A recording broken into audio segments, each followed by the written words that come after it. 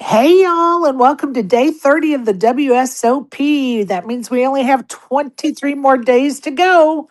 This is the fourth annual WSOP and All Vegas Poker Daily Spaces coverage. I'm Sherry Pluskota, aka Peaches, aka the White Oprah of the poker community. Please be reminded that we will always try to give the most updated and accurate information possible. But we are human and information is always fluid in the poker world. So please make sure to double check any information we provide to ensure yourself the best experience possible. And please correct us when we're wrong. We want to get it right. Thank you. Don't forget to subscribe to my YouTube channel at Sherry Pluskota 9212. You can find the recordings of my past daily spaces and interviews on that YouTube channel. There is no charge, so please subscribe and enjoy those past recordings. Look, I can't believe it. The meetup game is Friday. Like, I'm starting to freak out. The walls are closing in right now because, this girl decided to stay out until, I don't know, 4 this morning and take Joey's chips. And, thank God my Louis Vuitton is a little fuller this morning, thanks to Joey. And yeah, I'm going to jab him about that all day long. Meetup game is Friday at the Bellagio, 2 p.m. It is a cash game. Pizza will be provided, and I heard from a little birdie yesterday that the Bellagio is going to take out some of that swag from the vault to give out that day. So, little Bellagio swag coming our way, people. Many thanks to Craig Larson, who's in charge over there, and Sean McCormick, the big guy in the sky, as they say. So many thanks to those gentlemen, and I know the staff that's going to take great care of us. Looking forward to it. Lots of exciting stuff going on. And you know what? People are excited about the meetup game Friday. There's going to be quite a few people that have never been to one before, which makes me really happy that people are going to, excuse me, come hang out with us. I love that. Also, Saturday, we're going to give away that quilt for charity. So between now and then, I'm going to be hunting down people, so to speak, for some more signatures. I will be at the WPA, the Women Poker Association booth today and tomorrow. That booth is always set up between the registration office and the Paris Ballroom. So in that hallway where you go to register or cash out, there's going to be a couple of tables set up. I think they're going to set up about 10 or 11 o'clock, but of course, I'm not going to get there until noonish because I have this show to do and I need to get ready, and your girl is struggling. Okay, so I should be there from noon on. Please come sign the quilt. There is a spot on that quilt for everybody to sign. I see Panama Joe down there. You're on the Spaces quilt that I don't know if you remember the Spaces t-shirt that Ellie, and We Pro made, but they took pictures of movie stars and famous people and they assigned one to each of us spacers at the time. So it's kind of a fun t-shirt panel for sure on that quilt. And so, Joe, we got to get your signature on there in software. We got to get you on there. Joey has already signed it for me in exec deck. Tracy, ASG. I won't see ASG this week, but you'll be on it in spirit for sure. So definitely come out and sign that quilt. Also, please make a tax deductible donation via the designated link to the Poker Gives charity Feed the Homeless program. A $10 donation will get you one ticket. A $25 donation will get you 5 tickets. Don't miss your chance to win this one of a kind autograph poker t-shirt quilt. So, and that's going to be raffled off on Saturday. I'll do a live drawing from the WSOP or somewhere. I still have to figure that out. Got to figure that part out. And of course, I want to have a couple of folks help me with it, with filming it and so forth and so on. What I'm going to do, in case you haven't heard me say it, is I am going to put a list out as soon as I get the completed list from the Poker Gives people, Lupe Soto. Um, what I've been doing every time she gives me an update, I've created my own spreadsheet and I got some rolls of raffle tickets. And so I've assigned ticket numbers just straight down in like in purchase order, so to speak. Tickets are being assigned to those names.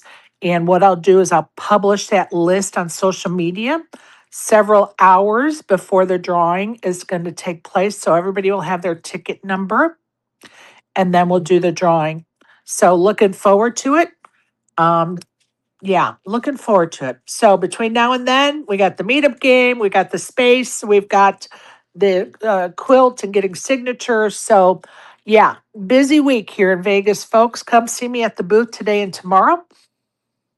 Um, welcome, welcome, welcome. I'm gonna go right to software because he may be going out to play today. So I always try to go to the players that may be going out to play today. So hey, software, how you doing, buddy? No playing today, but I've got breaking news, Sherry, as Oh, former or no, I don't know. Snoopy, Anyway, Snoopy, as Snoopy Snoopy would used to say, say. as Snoopy used to say, yeah. Musashi opens Saturday, You June did not just say 27th. that. You did not just say that on air. We Well, re, hey, we listen, they got to listen early and often, and they might get the little tidbit we secrets. never ever say that name. Well, But I think that they really need the name said because they probably had a little gap here and want to fill in some tables but we won't tell them the top secret of okay. Musashi. All Okay. right. So we're not going to say the name again, software. Or I'm going to have to Okay. take your microphone away. Okay. All right. So All right. All right. so tell me, the place is going to reopen on Saturday. Are they going to Saturday. Are they Yeah. going to be in the same location? Same location. Oh, They did a so little remodeling. yeah. For Or those that don't know, this is our favorite Japanese restaurant that actually some may not even know that software turned me on to. And I keep the name secret because it is a tiny place. And when I come into town, I want to make sure I can get a reservation. Yes, it's stingy, but if you come to the meetup game and go to dinner with us afterwards, 90% of the time. This time we can't do it because they don't reopen till Saturday. But anyway, a car crashed through their front window. So they've been closed down since February. So now I got to find people to go with me on Saturday, I guess, or Sunday. yeah, there you go.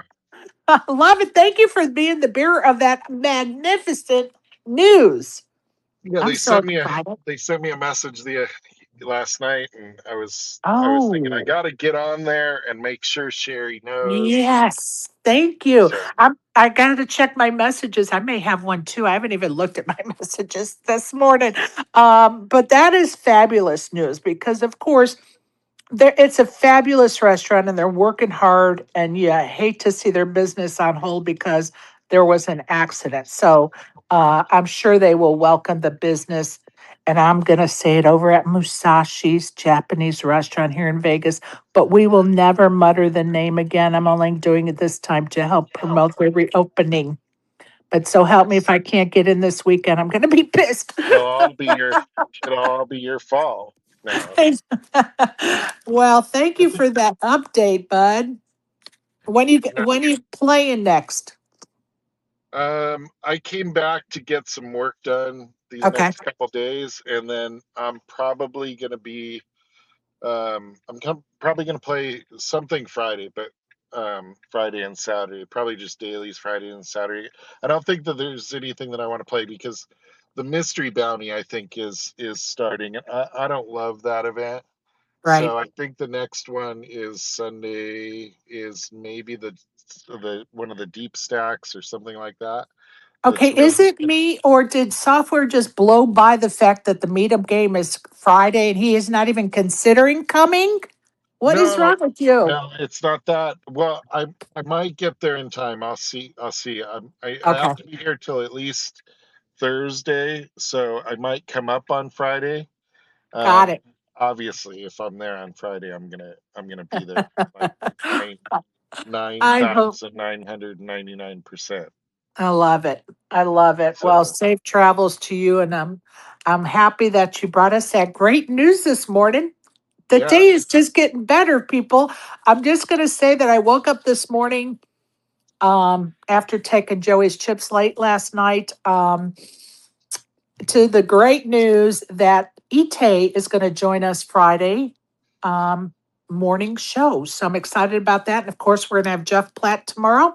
So that is all great news for us. It should be two delightful shows in the upcoming days. Looking forward to those two folks. Does Jeff sleep? My gosh, like I saw him the other day. I'm like, you're just like always here working and like crazy. I I'll tell love you what they're what, doing. when the WSOP is over, that's one guy that's going to find a hole to crawl into for about a week, I think.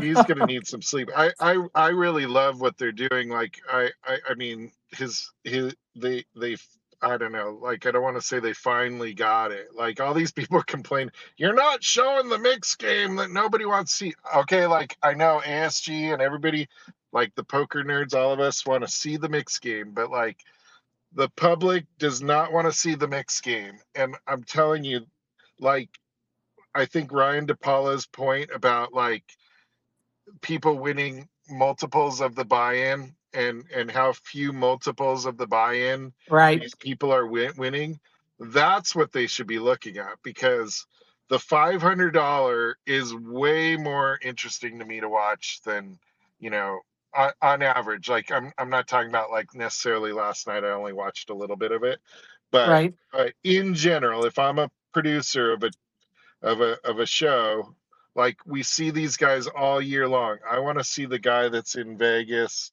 that he just is winning life walks his changing way money. there and Yeah, it's life changing and he yes, cares, and every decision you feel like is like, he didn't go study the GTO calculator and just automatic decision making, and whatever. Like he's just like, you can feel the weight of that decision and what that means. So right. And guess what? That is the story we're looking behind the player to hear, right? Like right, we know Helmut's story, we know Deneg's story, yeah, how we many times are know, you gonna hear it? we want to hear the lady that was in the Salute the Warriors, Holly Foley, who was a soldier, and how she ended up in fourth or fifth place in the Salute the Warriors. That we want to Yeah, hear those people's story, and we want to watch them play.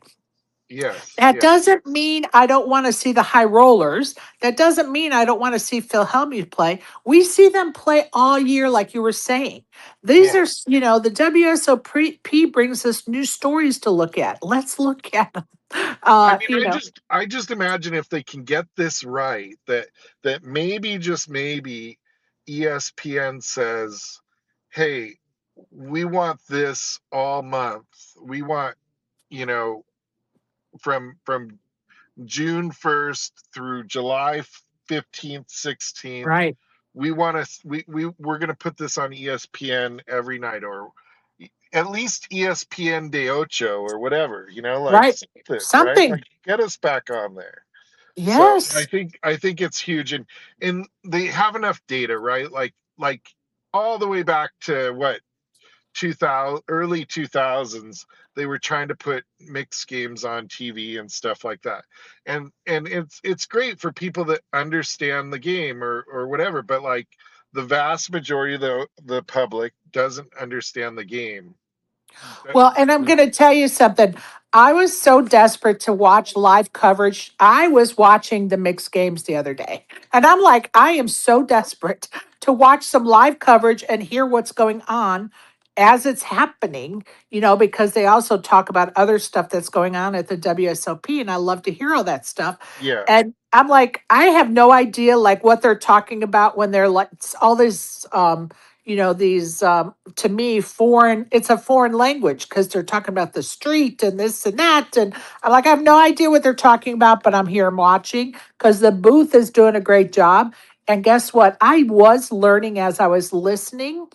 And guess what, we need to cover the mixed games too, because we have a lot of mixed games players, but we all realize No Limit is where the viewer, the casual viewer that we're trying to attract, is, that's where it's at.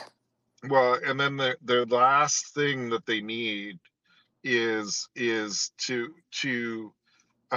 go out there and get some of this user generated content, all of the vlogs and stuff like that, because it's like Moneymaker's doing his now, and there's a bunch of them doing it. And Right. I know GG's putting money into it, which is exactly what they should be doing, because like, and they should try to figure out how to expand that beyond those guys, because on day one, like going back years, I used to talk to Norman Chad about this all the time, was like, dude, what are you guys doing? Like, why don't you cover the guy that's in his motorhome that came to Vegas anymore? Like, that Right. was like the greatest, and his wife doesn't know he's there, and there's this story, and you're rooting for the guy, and he's interesting, and he's not Daniel Negreanu, Right. or whatever. Well, now And it's and about that content is fine, Sherry, but right.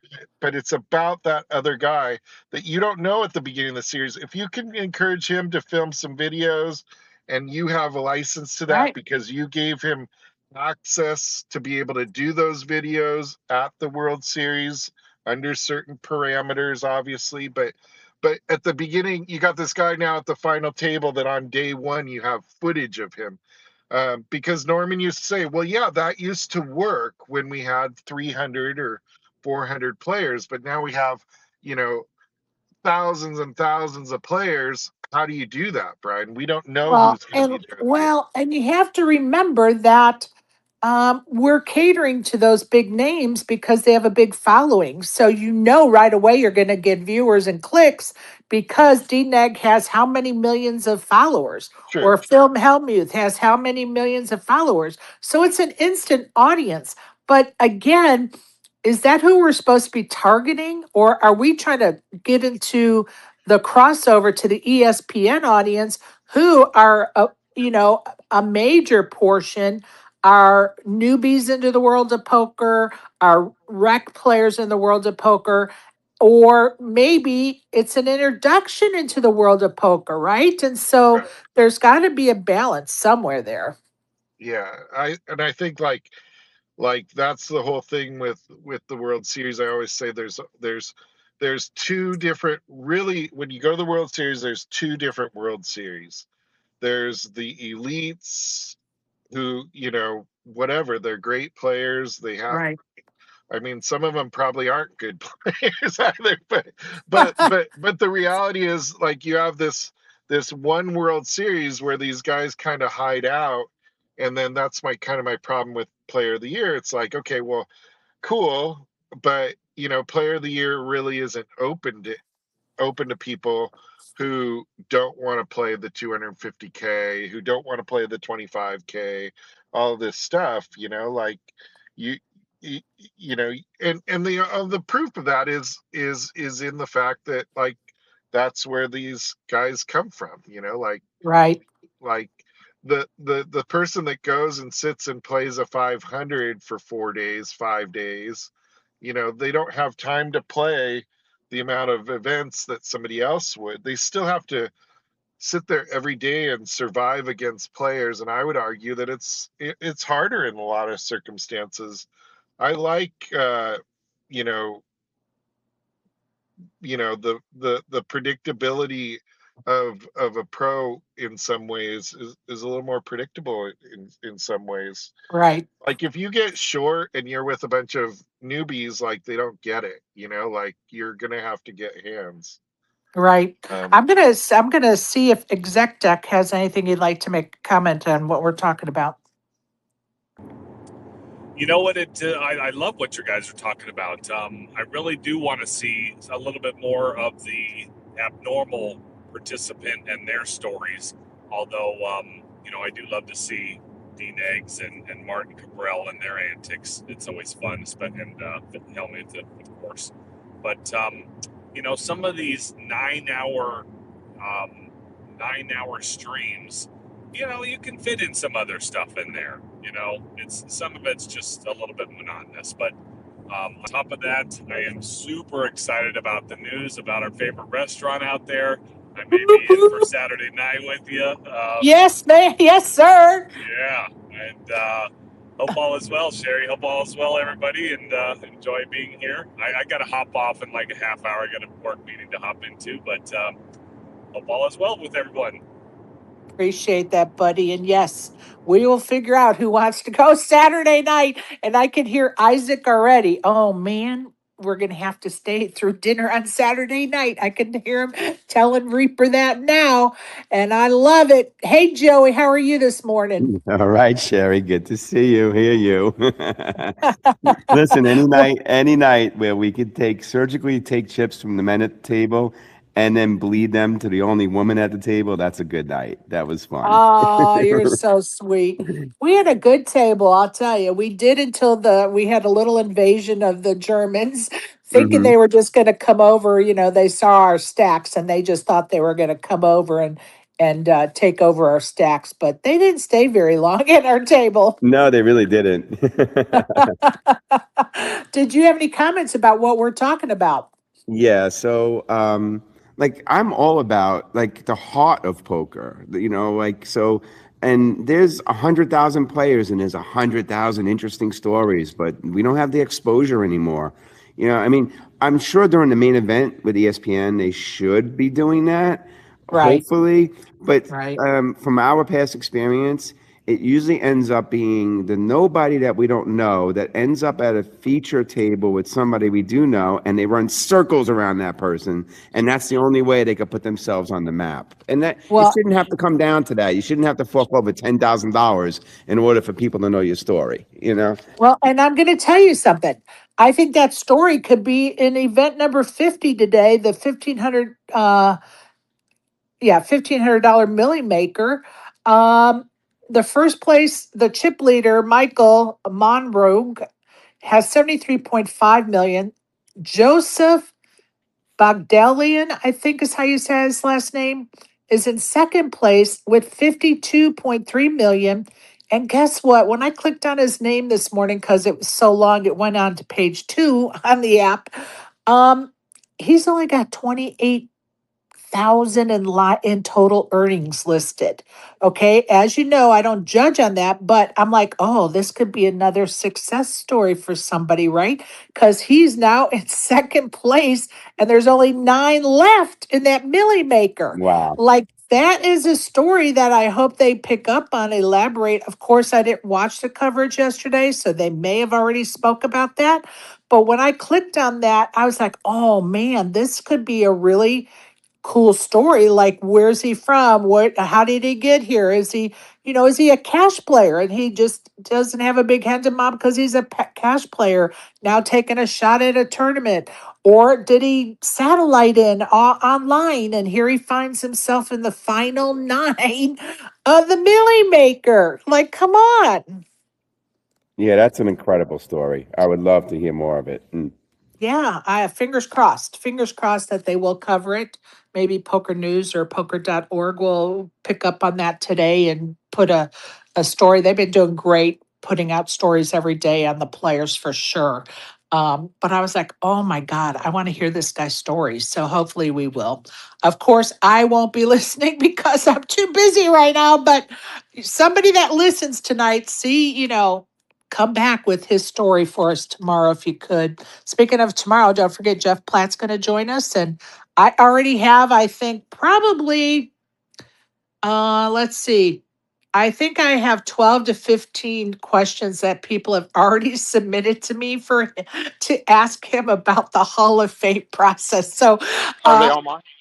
no, they're not all yours, but you would be amazed at who they're from. And of course, I honor when somebody says, please don't use my name. I honor that because we want those questions so we could get answers for them. And that's more important to me than saying something, who wrote the question to me. Unless like ASG's like, yeah, you can use my name and that's fine. You know what I mean? Like I give that choice to them because sometimes somebody that works in the industry wants me to ask a question. And because they work in the industry, they can't come in and ask the question, but they want the question asked. So I'm here for it. So anyway, it should be a great discussion with Jeff. And my understanding is they are going to release the slate of the top 8 nominees for the Hall of Fame today. So not sure when that's going to take place, but that is the word on the street, as they say. I think during the pre-stream show. I think. Perfect. Thank you for that. Appreciate that. ASG, did you have something else you wanted to add to the conversation, buddy? Yeah, yeah, I just completely disagree with almost everything Brian said. As The a good six. WSOP is like about 50% mixed game events, and they have not shown a single mixed game event unless you count PLO as a mixed game. Uh, so they said they're only going to show the PPC, which is supposed to be like the second most prestigious event of the series. They're only going to show the final table. They haven't showed any other final tables of any other mixed game events. Uh, Last year, they showed, I think, every final table there was of every event. Yeah, I think that's more appropriate when you're like, this isn't about the casual viewer. This is about highlighting the World Series of Poker, and and that's college Honestly, poker.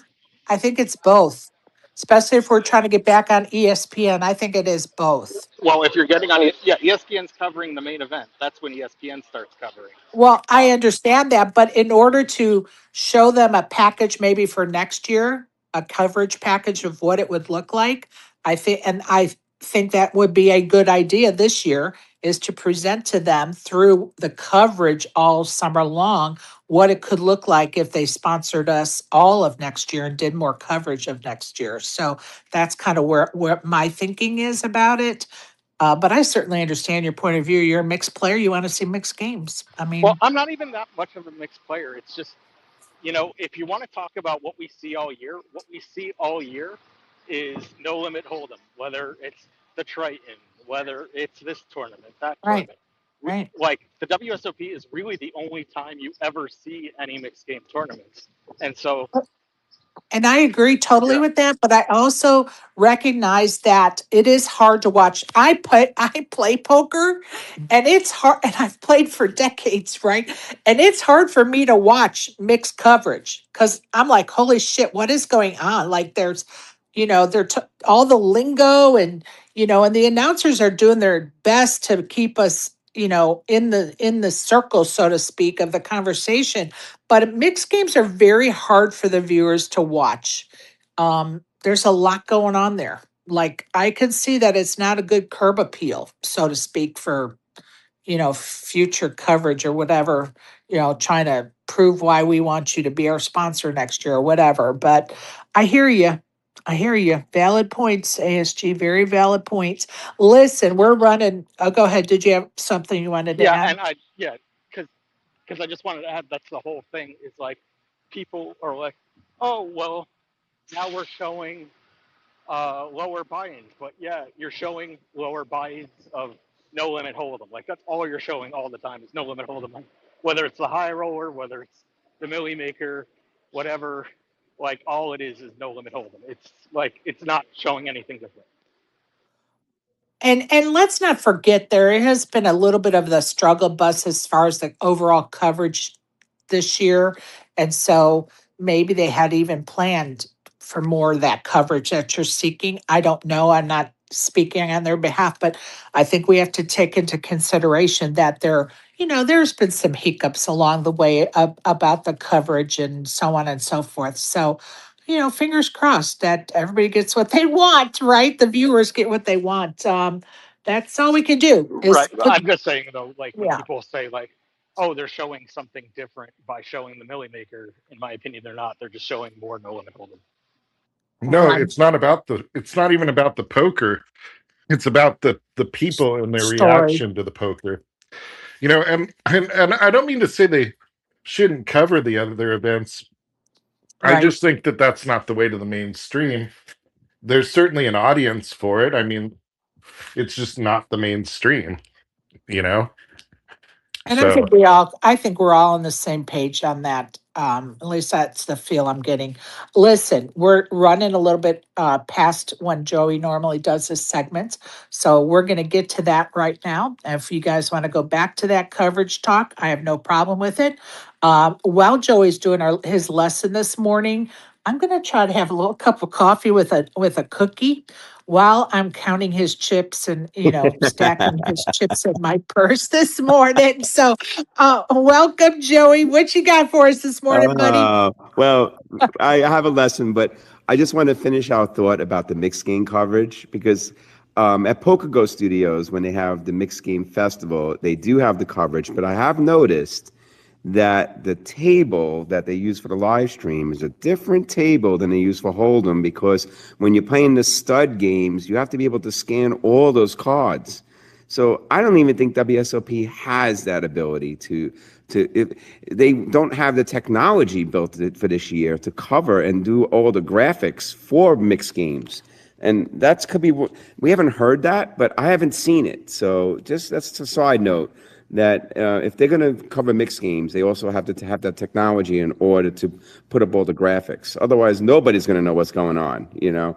And you know what? I can almost hear ASG's fingers typing on his keyboard the next question he wants me to ask Jeff Black. Go Yes. ahead, Jeff. Okay. All right. So today's No, lesson is about revenge poker.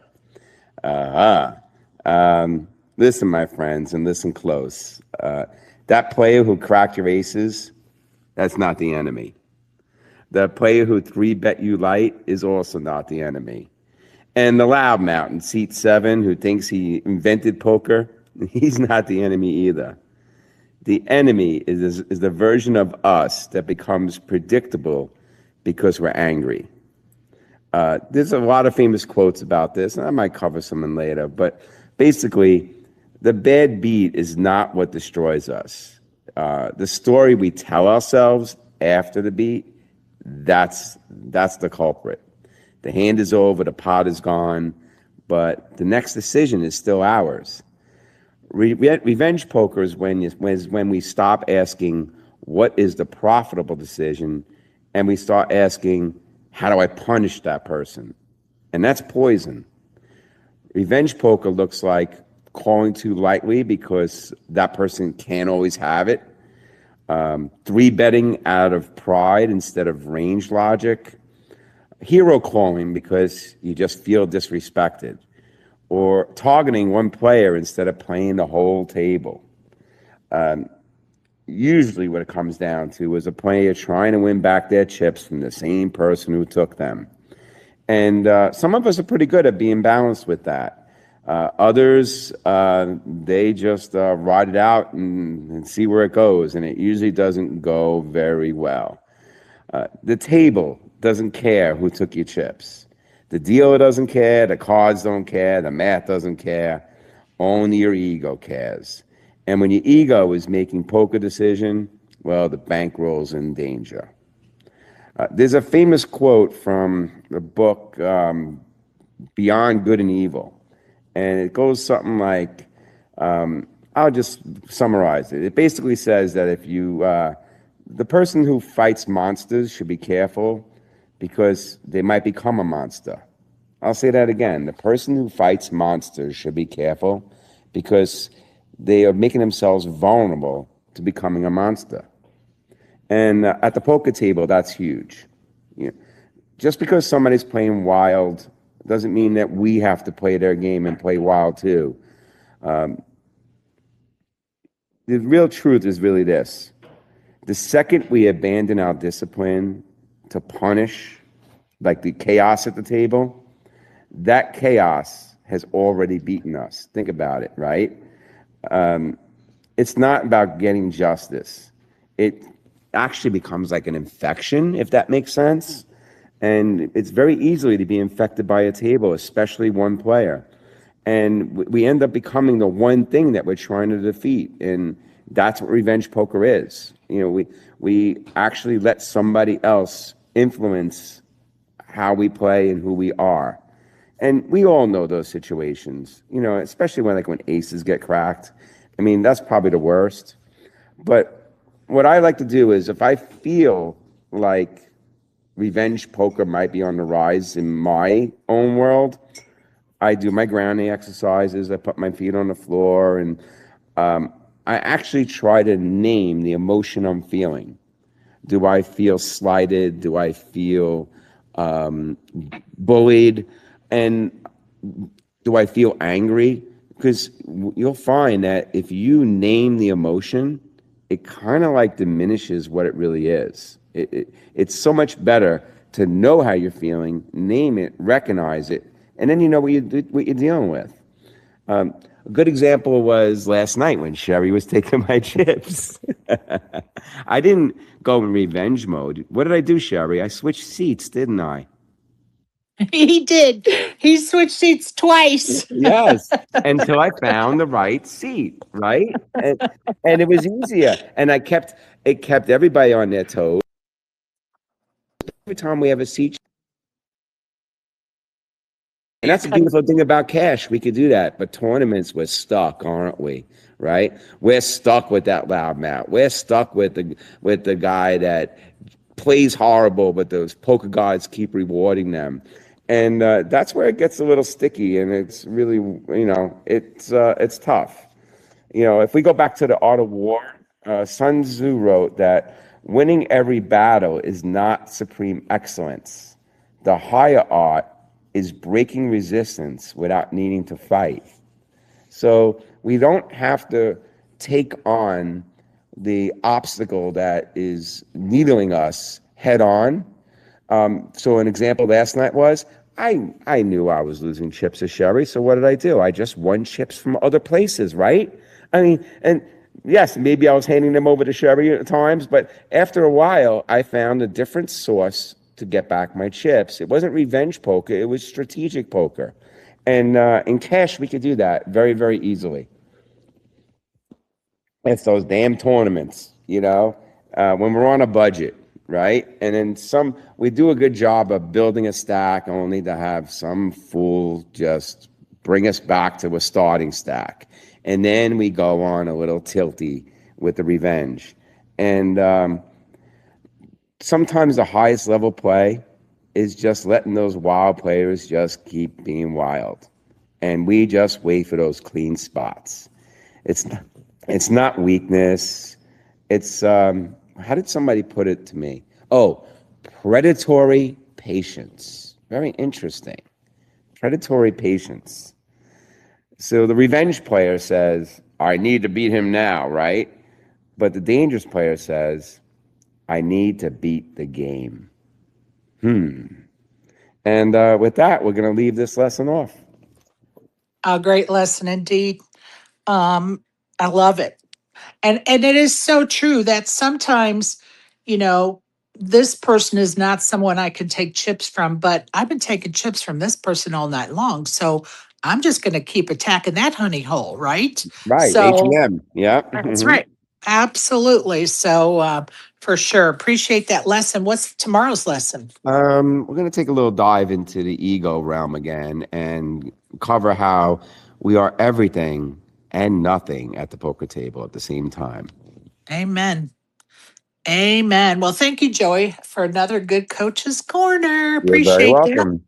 I do want to give a little shout out to Panama Joe there in the audience. If you're not following him, please follow him because he does Joe's Express and he offers like a concierge service. He lives here in Vegas and he'll pick you up, drop you off. He'll go grocery shop and pick up stuff from the store for you, deliver it to you wherever you are.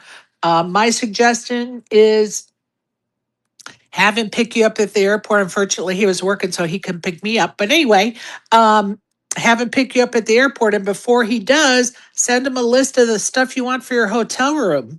And he'll shop for it and bring it to you when he picks you up at the airport. And guess what? He'll drop you, your luggage, and groceries off at wherever you're staying in Vegas. So it really is a great service. He also is doing laundry service. So definitely follow him.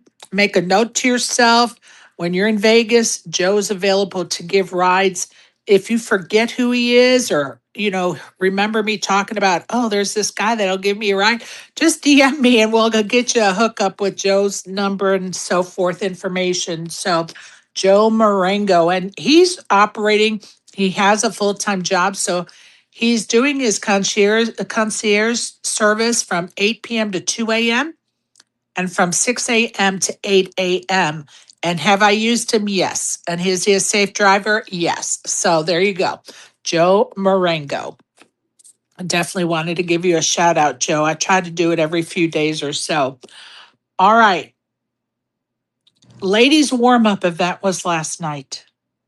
And they should have really called it the hot ladies event, because when you walked into the event center at Horseshoe, which is the ballroom, so to speak, that the Thunderdome used to be in. So back in the way back of the Horseshoe, right? Well, I don't know if the air conditioning is broken, struggling, whatever, but when you walked into the event center, it was at least 95 degrees in there. Like, it was horrific. I was getting sick. People were like, I think I'm going to pass out. I'm like, I know, just try to like have some cool water, put your cup of ice on your wrist to help cool you down. I mean, it was ridiculous. It was ridiculous. I don't, we're used to being chilly or cold. And I'm like, if somebody complained and they shut off the air because people were complaining, like, let me hunt those people down. Like, put on a winter sweater if you're a cold, don't come dressed half naked if you're a cold natured person. Please, please, please, please. Okay. The other thing I wanted to touch on, unfortunately, I think I just had the worst dealer of my life last night. It was so bad that the entire table was trying to figure out how to do the rate a dealer app, on the app. And of course, none of us could figure it out. And then somebody, I'm not going to say who said, happened to be at our table chatting with me for a minute. And he said, "Oh, you can only do that for bracelet events." Well, I think they do that for a reason, because they know the bracelet events are the more qualified dealers instead of this $150 ladies warm up event. And when I say this dealer was horrible, I don't say that lightly. Like, I always try to help a new dealer and try, but the lady didn't even speak English. She did not even speak English. She did not know um, how to take the chips in and make the pot right. She did not know how to give change or what the change should be. She did not know when it was time to color up. She didn't know how to do that process. She didn't know how to race the chips off. It was we got literally in one blind level, we literally got four hands in one fucking blind level. Like, my friend Janine was sitting to my right. She's a very seasoned dealer. She had just stopped dealing this. She's been here all summer dealing, and she just like took like this week off so she can play, because she won one of Ite's giveaways for the ladies event. And she is like fuming. She's like, "This is so I'm like, just chill, just chill. There's like nothing we could do about it." Like, it was horrible, horrible. I don't know how this lady is still dealing here. I don't know how many days she's dealt. I can't answer those questions, but I'm sorry if the person doesn't even speak English. I don't care if it's broken English, but if they can't understand you when you're trying to help them fix the pot, give change, and you're like saying they get 900 back and they don't understand what 900 is because they don't understand English well enough to know, they should not be fucking dealing at the WSOP or anywhere else. I'm sorry. I've said it. Go ahead, Joey. So, and I just have to add to this, and I never bitch, but yesterday I had my hand mucked twice, not once, twice. Oh, And both times I had a card protector on top of my cards. And the unbelievable. worst one was when I was sitting in the 4 seat, which is a stretch for a small dealer. All I did in my seat was turn around and order a tea. When I turned my seat around, I thought it was a misdeal because I'm in a big blind and I don't see any cards in front of me. And the action was on middle position. So I'm like, misdeal. And then they counted the muck cards, and they're like, no, like you had cards. And the players watched the dealer pull my Ugh. cards from under my card protector and never said a word. It was like, Oh my it was God. not cool. It was not cool at all. Oh my Like, God.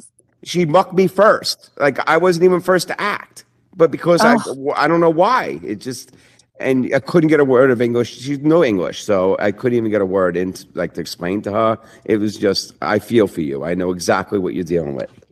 it was, I'm going to tell you, I have been at tables with bad dealers before, and I'm literally step by step, like talking them through it really calmly.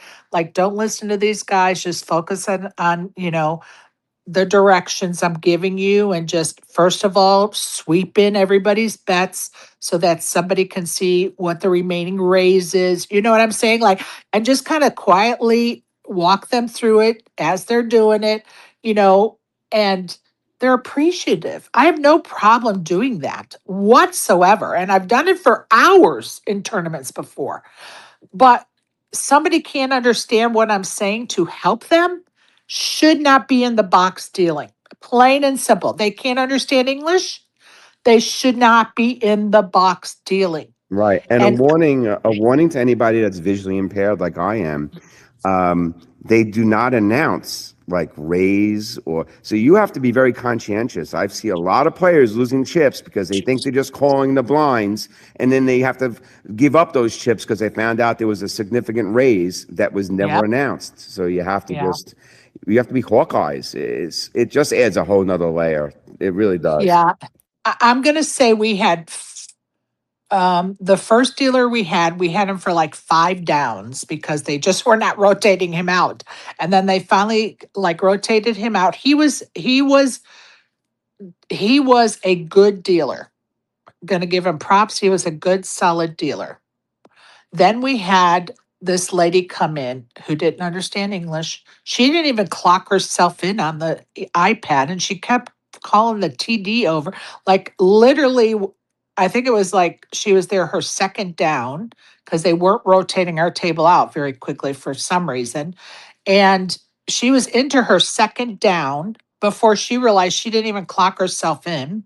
She didn't know how to clock herself in. She called the TD over to help her clock herself in. I mean, come on. Like, what are we doing here? Like, she should not be in the box. We cannot be so desperate for dealers that this is acceptable. I just don't believe we are that desperate for dealers that we are going to settle for this. I don't believe it. I just can't wrap my mind around that we're this desperate. I mean, we can't be. And how she's still dealing, I don't know. Somebody's got to do something about it. Honestly, it's crazy. So, okay, off my soapbox about that.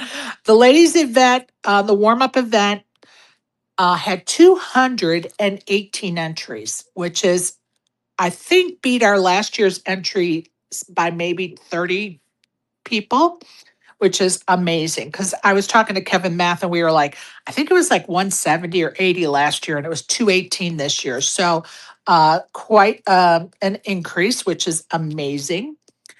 Great fun. I got to see lots of friends. I think I went out about 92nd or 93rd. Unfortunately, my flopped set of queens, which of course I pre-flop bet, so that she called me.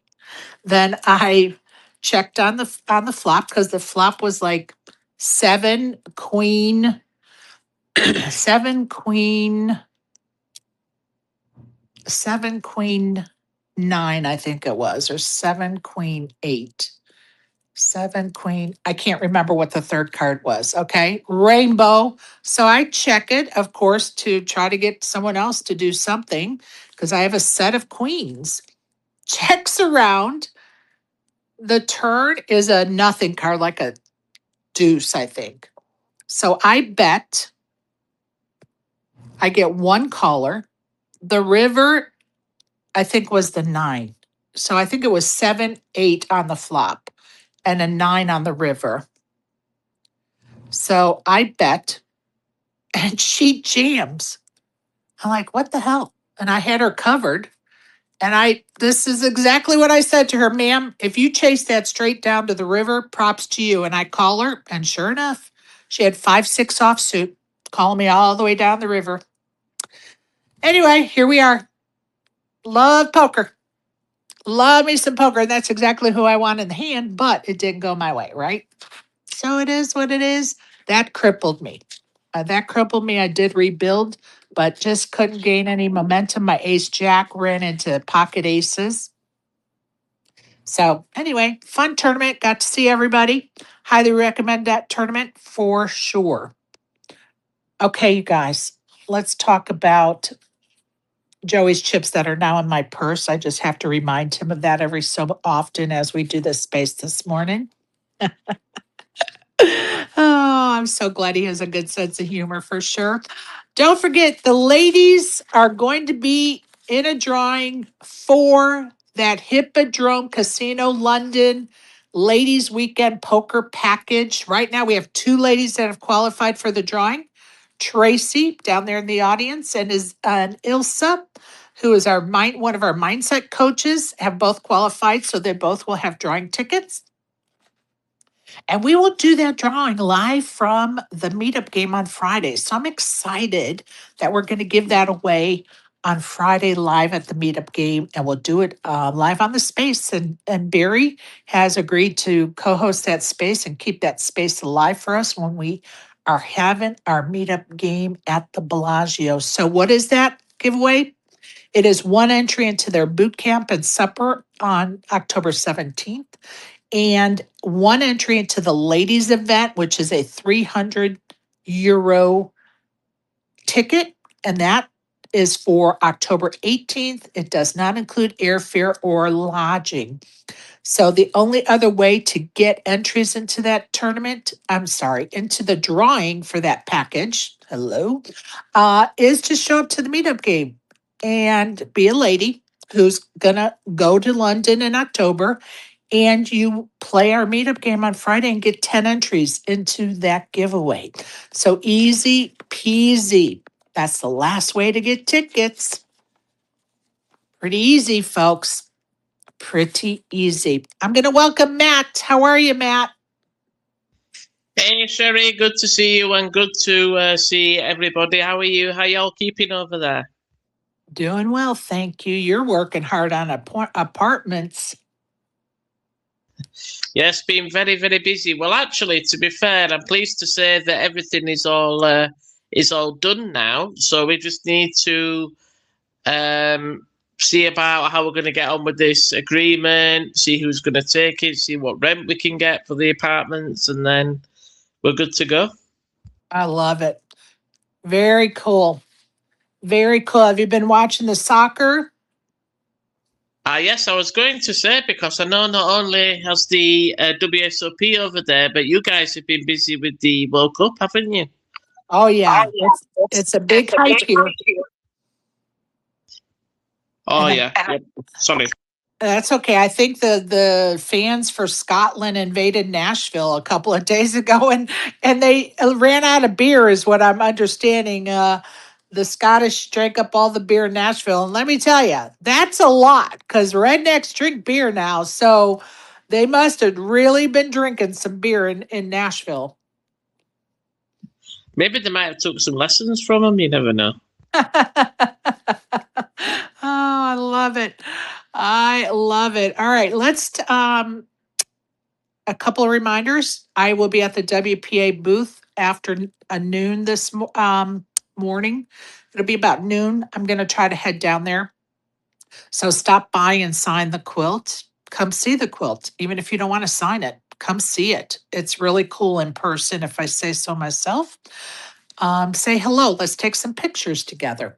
So stop by the WPA booth. Also, Jeff Platt's going to join us tomorrow and Ite on Friday. Let's take a look at what's going on at the WSOP. At 10 a.m. is event number 63, day 1B of the Mystery Millions. At 11 o'clock is event number 61, day 3 of the Super Seniors $1,000 buy-in tournament. $2.9 million in the prize pool, 3,323 entries, 103 remain, 355,000 at the top, waiting for the winner. Kelly Slay, which for some reason this name is in my brain. I want to say that I played with her. I want to say there's a husband and wife that both have the same name, Kelly Slay, down in Florida. And I don't know if this is the husband or the wife, or I could be flipping making this whole thing up. But I want to say this is Kelly Slay from Florida, who's in the chip lead with 2.1 million. And yes, a husband and wife had the exact same name, first and last, and the spelling is the same. Ben Ruse, and it's Keshtavar, is in second place with 1.8 million. In fourth place is Barbara Sargent with 1.5 million. And in 13th place, another Floridian, Nancy Birnbaum, has 1.1 million. So good luck to all of those folks. At 12 p.m., you will see event number 66 start, day one of the tag team, $1,000 buy-in event. Also with a 12 p.m. start is event number 64, day two of the 25K High Roller PLO No Limit Mixed. 3.2 million in the prize pool. 140 entries, 60 remain, and I think it's Jahan. I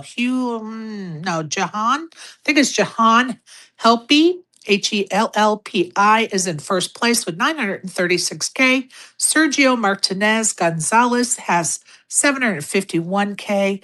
And Kahara, who, if you remember correctly, won a bracelet in the 10K Deuce to 7 tournament, won another bracelet in the 7-card stud tournament, and came in 7th place in the 50K High Roller, is currently in 3rd place in that tournament. So will he win his 3rd bracelet? Will he win the 3rd bracelet? So kudos to all those folks still in it to win it. Event number 62 also takes off at 12 p.m. The $2,500 No Limit tournament. It is the final day. There's 3.8 million in the prize pool, 1,736 entries, 34 remain, 555,000 for the winner of that tournament. And I want to go back to that high roller tournament and some other notables still in it to win it: Jugelman, Hawkins, and Schulman. Back to the $2,500 final day. Mayor Akbar is in first place with 6.4 million. Quarantine Solier is in second place with 5 million in chips. At 1 p.m., event number 60, day 4, the 50K Poker Players Championship, 5.1 million in the prize pool, 108 runners, 15 remain, 1.3 million at the top waiting for the winner. And our horse, Isaac and ASG and whoever else is on my team, Spacer's team, Benny Glazer is in first place with 4.7 million, but in second place is Paul Volpe, has 4 million, so it's still kind of neck and neck, but guess what? There's only 15 remaining, so come on, Benny. Some other big names still in that to win it: Mercier, REA, Ivy, Brewer, Big Hooney, Lonis, Helmuth, and the underdog is I'm Lucky Nuts with 135K. Go ahead, Isaac. I'll stop. Go us. Thank you. Go us. We need Benny because stupid Huxley's not doing shit for us. Yes, I said it here. 1 p.m., event number 65, day 2, $1,500 freeze out. 3.4 million in the prize pool, 2,617 entries, 410 still remain, 449,000 at the top for the winner. Mario Boos, Boos, is in first place with 728,000. Smokin' Bear is in second place with 675K. Jared Jaffe and Eric Baldwin, another one of our horses, are still in it to win it. So go, Eric. At 2 p.m., event number 67, day 1D, 10K, deuce to 7 low ball triple draw tournament will begin. 12 p.m., event number 57 is the final day of the $1,000 pot limit Omaha tournament. 3.3 million, 3,763 entries, 23 remain. 390,000 at the top waiting for the winner. Scappy 77's in first place with 8.5 million. Sasha Gruvin is in second place with 6.4 million. Event number 50, the Millie Maker, 15.6 million in the prize pool. 769 entries, 9 remain, 1.2 million at the top for the winner.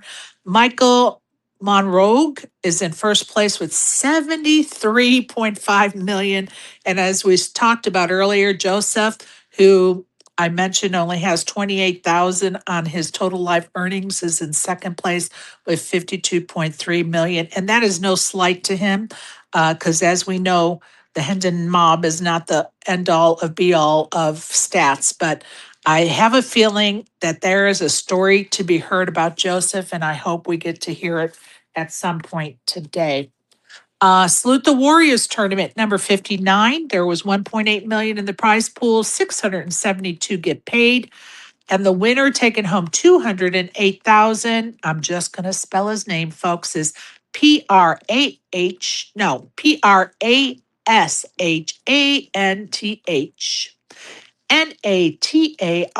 Nataraj. In second place, taking home 137,000 was Lawrence and I think it's Esek. And in fifth place, as I mentioned earlier, Holly Foley took home 57K for her and for her efforts in coming in fifth. So there's a look around the WSOP. Anybody want to bring up anything about that? I am behind. Isaac, how are you? I'm behind on the PPC stream, so I can't say anything, and I'm hoping there's no spoilers. But still, awesome. Awesome. Very cool. Me There is neither, no buddy. PPC stream. What happened, ASG? There is no PPC stream. But in terms of our horses, Yaki bubbled it.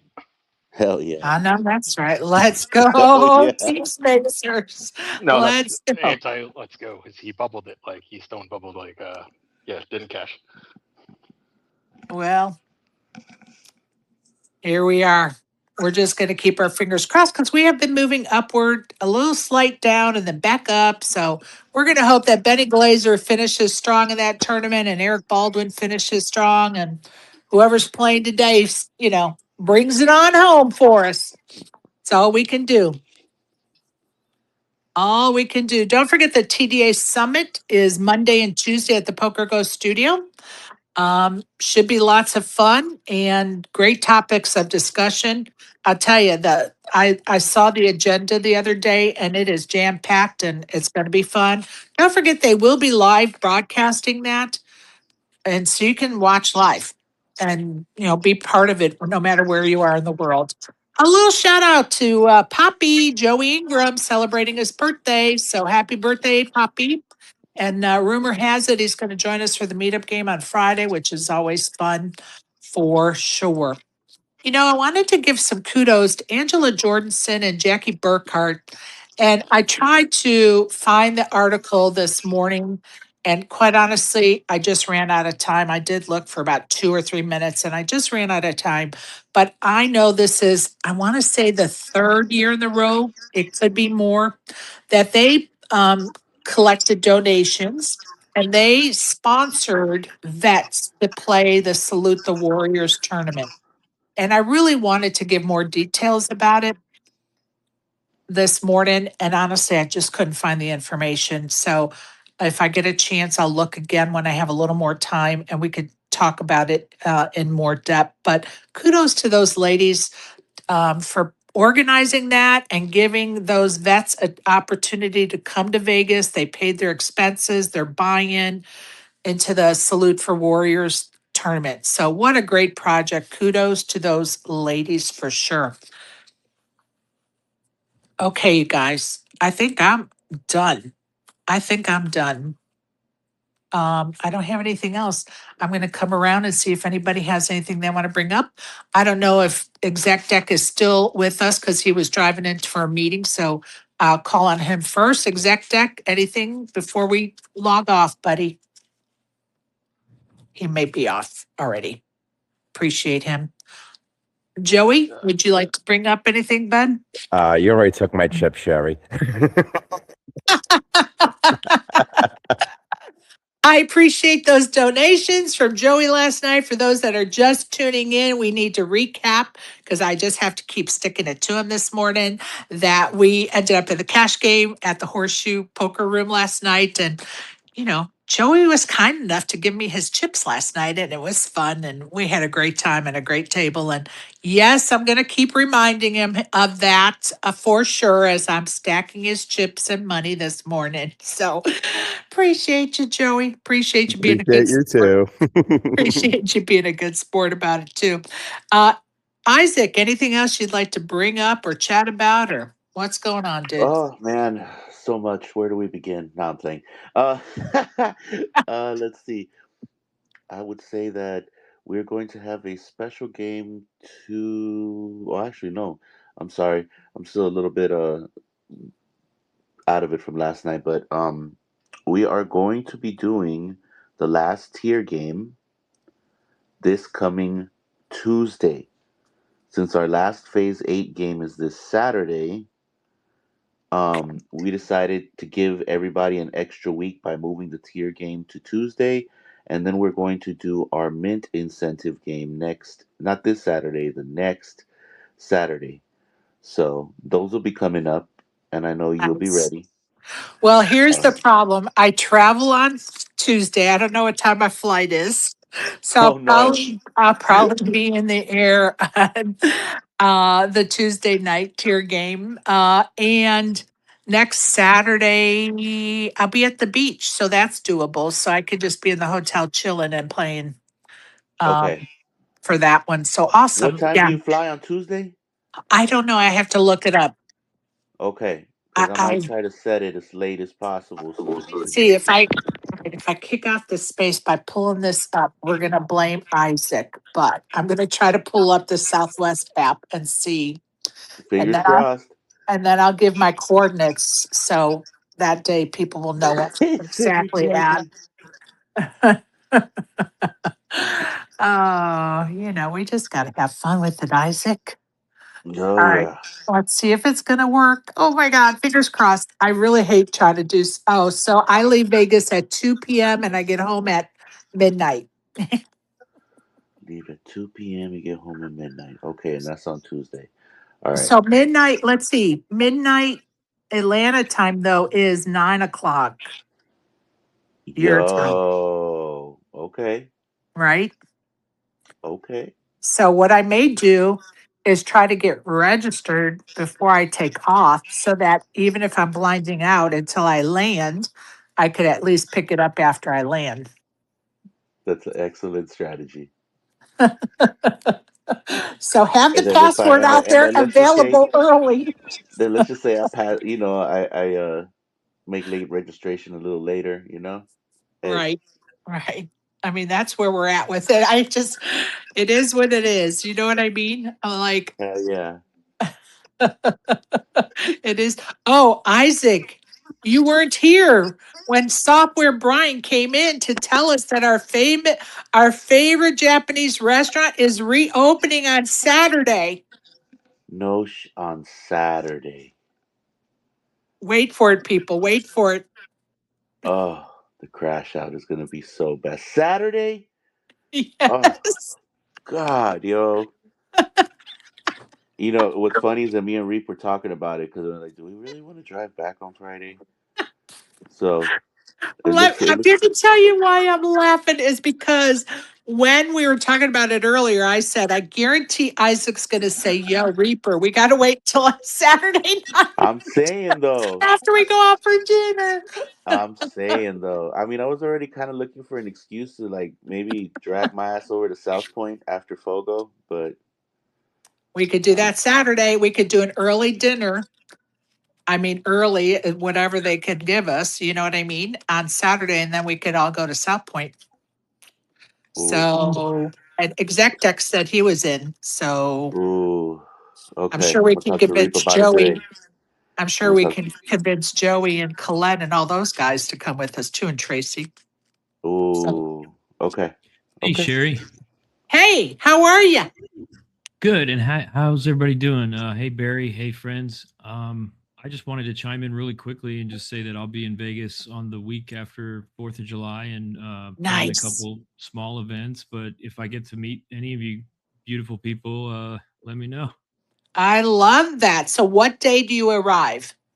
I get there on the 5th on Sunday, right after the 4th, and I'll be there until Thursday night. And I'm going to play event numbers 86 and 87, which is a $600 Ultra Stack, no limit, and a $1,000 PLO. Nice. Very cool. Okay, so you guys look for each other, put it out there, so you guys can all meet up, whoever's in town at that point in time, and safe travels and good luck. I'm glad you came and told us, and definitely Yeah. post stuff because, people, the one thing I've learned about all of this is the day or two before you have to remind poker players that that's what's happening. Like, so post something like the 4th of July, hey, I'm coming to Vegas, Totally. let's meet up, and people will, they'll reach out. Totally. And some of you, like I've followed for years, like Barry and Sherry and everybody. So if I actually finally get to meet you, that's like a huge win, Oh, That's like you're a win so in itself. sweet. You're so sweet. Unfortunately, I'll be leaving on the 30th of June, but you have ATL in your bio. So for Oh yeah, born and raised.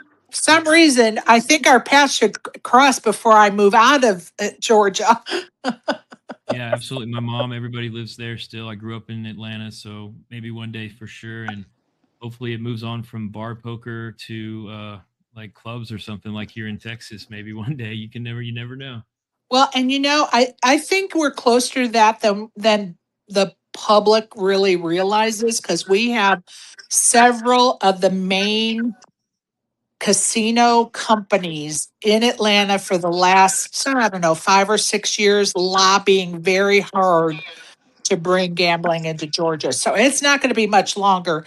Unfortunately, the Cherokee Indian Reservation up in North Carolina is lobbying against it because they're going to lose a lot of their customers.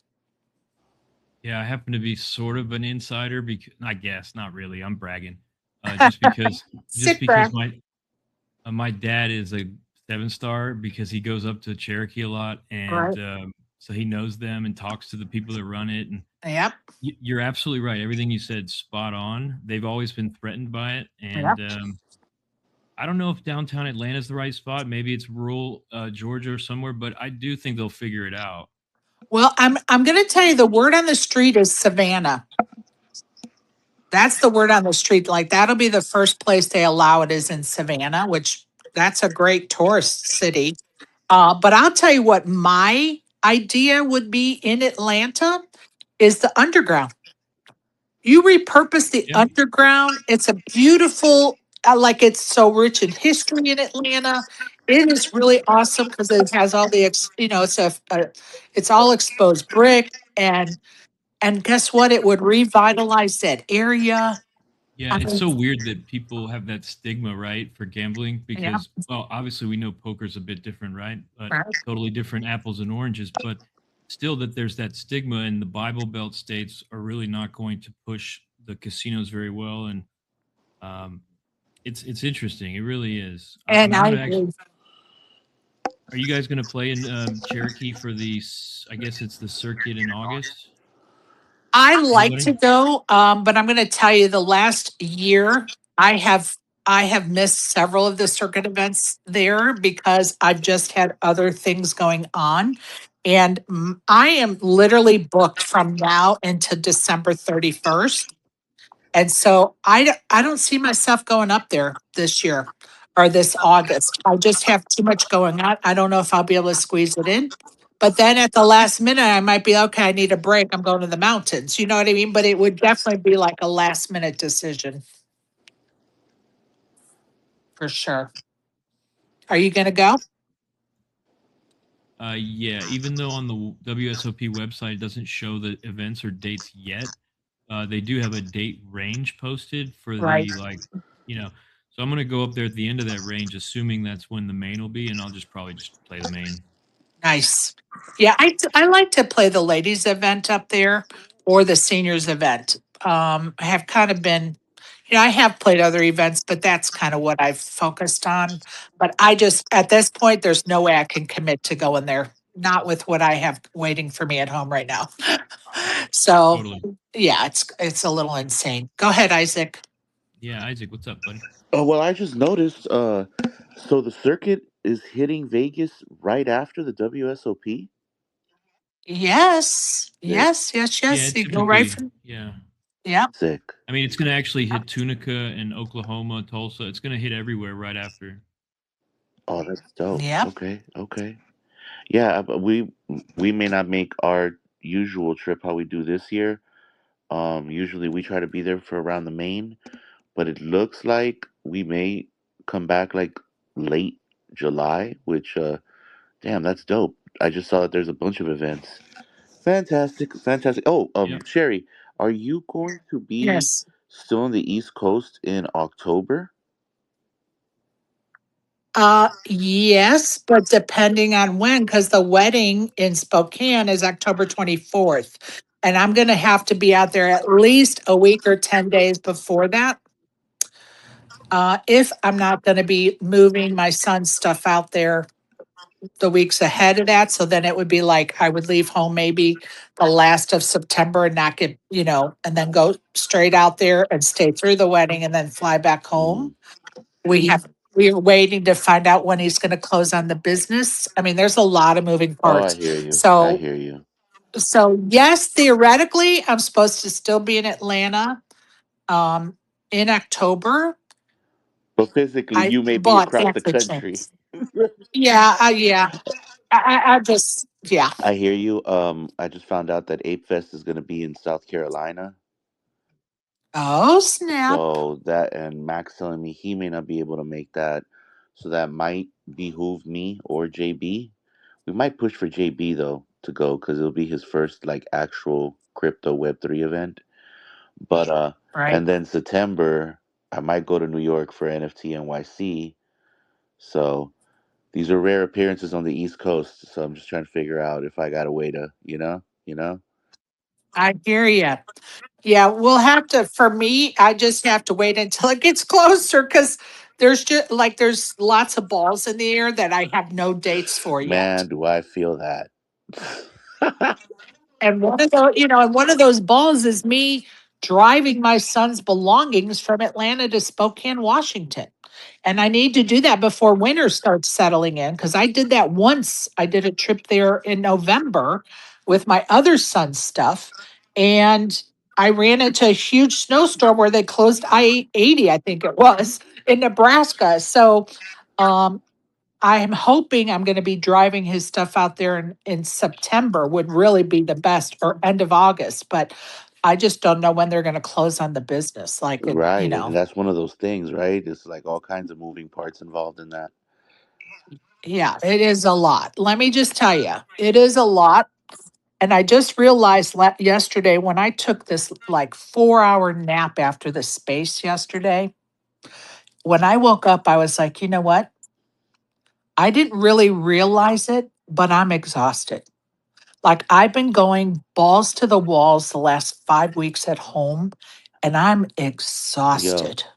I'm just going to tell you, I'm share. exhausted. I And feel you with all my heart.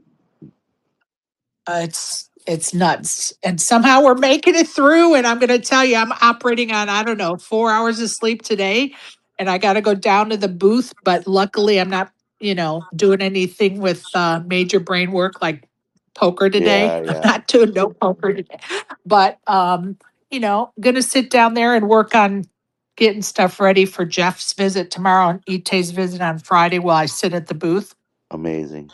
And then I promise you, I'm going to come back to my room and probably just I don't know, take another 4 or 5 hour nap and then go to dinner and then go back to my room and go back to sleep. I I mean, I'm literally exhausted, I dude. feel you so much. Yo. Like a couple days ago, what on not Father's Day, day after Monday, yeah, yesterday, right? Yeah. No, day before yesterday. Yeah, Yep. my days are like must. Today is Is Wednesday. it? Yeah. two All days. right, So, yeah. fantastic. All right, Yeah. so, all right, yeah, but Monday we finally took a trip out and I went to the coast, went to the beach, got my feet in the water. Nice. Like, that shit felt like it had been years, yo. I felt like I've been in a Oh, cell, chained to a computer. right. Like, Right. And like, I'm so excited to be in Vegas, but at the same token, I'm like, holy shit, I'm exhausted. Like, Yeah. when I woke up for that nap, I thought, oh, I should feel great. And I was like, I do feel way better, but I could really just stay in this bed the rest of the day and night. Like, Well, I think I speak for all of us when I oh, say thank you for what you do. And just like, I know it takes a lot, and everybody knows, everybody here knows, all the grinders, all the poker players know that Vegas takes an extra toll on you. All, you know, the old adage about, you can only stay for 3 to 5 days or whatever. It takes an extra toll on you in the City of Lights. So, well, I kudos. appreciate you and your kind words for sure. And, it doesn't help that I stay up until 4 in the morning so I could take Joey's chips, but, it is what it is. I mean, I did shoot my own foot off last night, but we're going to make up for that this afternoon. And, I think I'll be at the booth a couple hours and then I'm just going to come up and crash. I'm just going to tell you, exactly. find somewhere to do dinner. And Yeah, yeah, hell yeah. I mean, that's it. I That's mean, right. but I do appreciate your kind words for sure. Love it. Love it, you guys. So Oh, much fun stuff happening. yeah. Go ahead, I know you Isaac. always ask me stuff and I always forget stuff. All right, I just remembered. Uh, for all of y'all who aren't already in GBG and already all of that, if you have a MetaMask crypto wallet, if you go to your rewards section and you look, Oh, yeah, yeah, you'll yeah. see Playful Primates, SBT token. If you grab that token, you will be entered into a raffle at the end of our claim period, and it's going to be super just random, probably number generated, but we're giving away a custom pendant and also, if you grab that token, you get automatic whitelist for the Playful Primates drop, which will be happening very soon. Yay. And I got to get educated on how to do that drop because that's making me Funny enough, nervous. it's gonna be just as easy as when you minted your SBT token, Sherry. So you got this. You got this. Oh, if he only knew how stressed I was trying to do that I shit. But know. go I ahead. know. Don't worry. I know. That's why I love you. I'm like, every time Isaac's like, you can do this. I'm like, holy shit. I don't know, Isaac, but let's try Hey, it. I'm a hey, we got gangster. through it. We got through it. You know. And I always say to him, I'm always willing to try, Isaac. I will Hey, but try. here's the beautiful thing. One day we'll be able to say, "Hey, if y'all just want to drop Sherry some Bitcoin," and then you know what I mean. Next thing you know, boom. And this guy thinks I'm going to do Bitcoin. You done bumped your head, you Yo, lunatic. hey, your wallet takes all crypto, Sherry. So you ain't even got to worry about it. We just gonna get that address out there. Okay, let me just say, if you want to send me crypto, go right ahead, people. How about if I Hey, just put there that? we go. Yeah, that's the spirit. Oh my God, that's hilarious. Okay, can we kick around an idea real Sure. quick? Because you guys have been to meetup games, so you guys know the atmosphere I try to build at the meetup games. Um, I was really upset when I got to the airport in Atlanta and they charged me $55 for my second suitcase. Because, I'm used to flying Southwest with free suitcases, and now they're charging us. And for some reason, I thought it was going to be like $35 or $40. $55, which means I have to also pay $55 to get that suitcase home once it's empty because all of the meetup game stuff is in there, right? Okay. So I have been toying with an idea and I've talked to a couple other people and they're like, yeah, do it. But I still want other opinions about it because you guys know I give a lot of stuff, not only my time, but to make the meetup game successful. because it's a passion for me. I love it. I want to do something positive in the poker world. So I buy a lot of stuff to give away. I also garnish donations from a lot of wonderful people like the Green Visor Game and Exec Deck and, Turbo and, the list goes on and on. Very gracious people have donated stuff to us. The Run Good folks, the poker.org folks, Joey, the list literally goes on and on. So what I think I'm going to do, because I'm pissed about the $110 for this suitcase. I'm going to tell you, nobody knows how much I spend on this, but I'm going to tell you, this meetup game, it's hit my pocket hard. But the $110 for those suitcases here and back has really ticked me off. So, I am thinking about, you guys know how I do the splash the pots. And for those that don't, I came up with this idea at Jamie Kurtzstetter's meetup game a few years ago. And I just adopted it for all of my meetup games. And any meetup games I go to, I suggest we do it that way, and everybody loves it because it is so fun for the dealer. So what happens is I show the item, and if you're interested in winning the item, you put up whatever the blind is. So if we're playing 1-3, you put up $3 to try to win this prize. Okay. The dealer deals the cards up and there is no action. We are just playing whatever you have. That's it. Once the hand is over, whoever wins the hand gets the prize. The dealer gets the pot. Well, if there's 9 of us, that could be $27 tip just for that one pot. So the dealers love me for that, right? Okay, so my idea is to do not every time, but maybe 3 times. I don't know.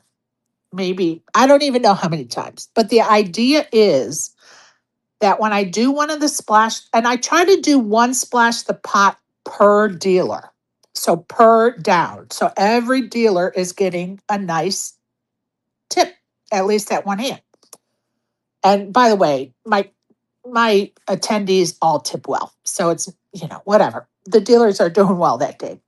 But I'm thinking that, or my idea is that 2 or 3 hands throughout the day,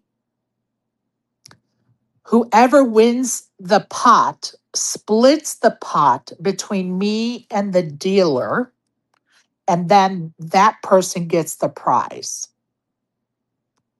Does that make sense? Yeah, that makes sense. What do you think? I don't think it's a bad idea.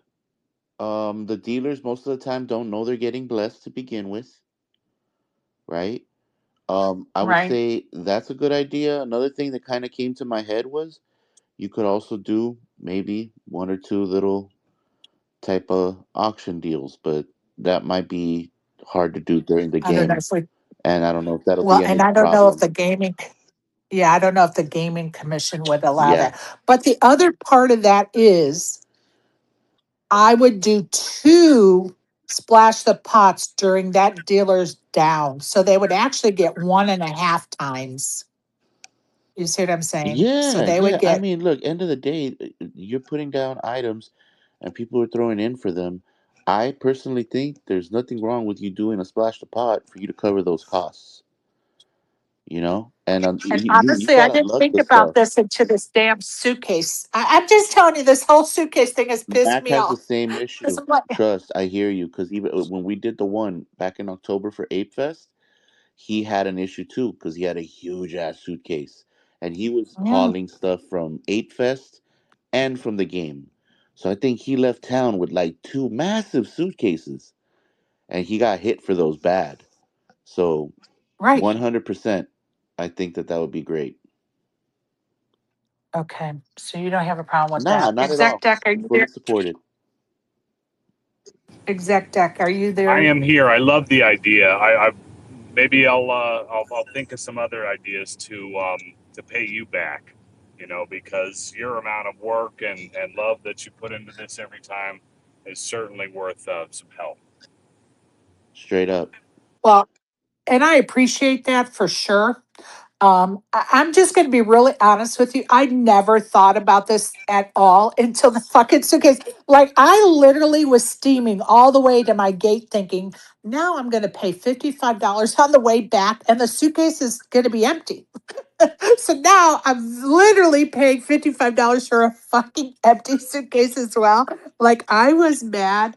And you guys have to remember that when I order stuff for the meetup game, like the books or whatever, the trophy, the coffee mugs, I ship them directly to my friend here in Las Vegas. So not only did I bring a suitcase, but that stuff that I ordered shipped here, and Mercedes picked that up at my friend's house the other day and brought it to me in a suitcase. So I literally have two suitcases full of stuff. Well, I haven't opened that one. I don't know if maybe we could fit them in 1.5 suitcases. But anyway, that's how much stuff. And when people want to donate, I tell them just ship it to my friend's house, instead of shipping it to me to Atlanta. Because some people donate and they're not coming to the meetup game, but they still want to donate. And I'm like, perfect. Just ship it to my friend Beth's house. And when I get there, I'll get it from her. And it works out great. It honestly works out great. And she gets a kick out of receiving the boxes. She's like, it's like Christmas. I never know because she doesn't play poker. So she's like, I don't ever even know what half this shit is, but it's fun opening the boxes. Right. And so, anyway, I just need to cross that bridge because, I do incur a lot of expense and I do it because I enjoy it. Like, don't miss my point at all. I love doing this. I think it's a great positive impact for poker. And, this is the seventh meetup game. I've been doing this and I wouldn't change it. I really wouldn't. But I do need to just defer some of the cost, I think, at this point. So any ideas are welcomed. I appreciate it. Go ahead, ASG. I think Bellagio or gaming might be concerned that might count as you taking a rake. Well, but this is the thing. If the winner of the hand actually takes the pot, would it count like that? I don't know. I'm going to talk to him beforehand. Believe me, I'm not doing anything without talking to Craig about it and seeing if it's okay. But I'm just wondering if I even want to deal with it to begin with, like what everybody's thoughts are on it. But yeah, I would never do anything without talking to Greg. I appreciate that. I got a thought. Go Why ahead. don't we set up like a tipping system where we could put up, I don't know, little image with a QR code or something, and people could just hit you with that, and that way that covers the cost without you having to worry about doing anything extra. All right, let me think about that. I'll think about it for sure.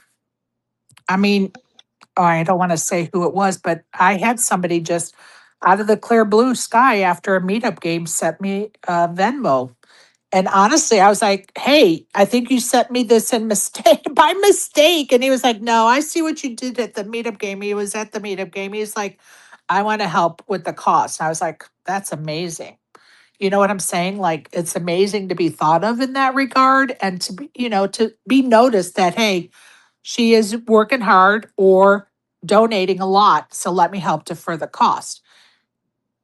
And I'm going to tell you, it's even awkward for me to talk about it, but I also recognize that it's growing so much that I just, you know, I yeah, like the cost this time is way more than normal. And I don't want to ever change that because I think that's the fun of the meetup game is to give that stuff away and people are battling for the trophy and people love the coffee mugs. Isaac's a huge coffee mug collector, so he, couldn't wait to get one of them. So to me, it's just like the personal touch. And if you've been at the meetup game, I think you get that. So anyway, I'm gonna take all of this under advisement and try to think about it. And, here we are. But appreciate you guys for letting me pick your Of brains. course, of course. I honestly think, hopefully, that you go with the whole tipping thing because it just makes it easier on you. You don't need any extra work. So however the hell we can make it, figure it out, we're gonna do that for you. Like honestly, we could even high key have an auction for some kind of like collectible or something outside of and before getting there, so that way you don't have to Right. worry about all of that, because it is true you don't know what the specifics are, and it's like, again, why cause more of a headache for yourself? So the path of least Yeah. resistance, we want to help you find it. Well, I appreciate that. Go ahead, Exec Deck. So just for logistics, are you still planning on like 3 tables? Is that the goal? I'm going to tell you that I have 35 people on the Oh, list, okay. but I always take off 10. So in my mind, I have 25 people on the list because those are the people that I don't know if I'll be in day 2, or I don't know if I'm going to get in town by then, or I don't know if I'll get off of work before and still be able to make it. So whenever I have a list, I automatically take off 10. And so I'm deal with, 25. So we're going to be, I think, starting with 3 tables. Sounds good. Excited about it. Yeah, I'm so excited. I can't believe it's finally like coming. Like it's in 2 days. Like we've been talking about it for so long. Like, hell yes, it's in 2 days, you guys. And just want to say, what's up, Asimov? How you doing today? Good, brother. How you doing? I'm doing great, man. Love to hear it, man. Good. Me too. I was telling Isamov that you're in for the Japanese on Saturday night, Exec Deck. Yes. I've been meaning to reply on the X message thread about Friday night too. I believe I'm in. I'm just I don't want to commit and then cancel. So I believe I'm pretty sure I'm in. No worries. And I'm going to tell you how I handle that dinner reservation. I typically kind of guess how many people, like people will say I'm coming, and then I just add a few because I feel like when you get there, I just say, oh, sorry, they couldn't make it and our number is now whatever. Or, hey, like we did the last time, we needed to add, what did we add? 2 seats, I think, because more people came than the reservation. And it is what it is. I just look at it as an estimate. I know the restaurant, doesn't look at it that way, but I do. So go ahead, Oh, ASG.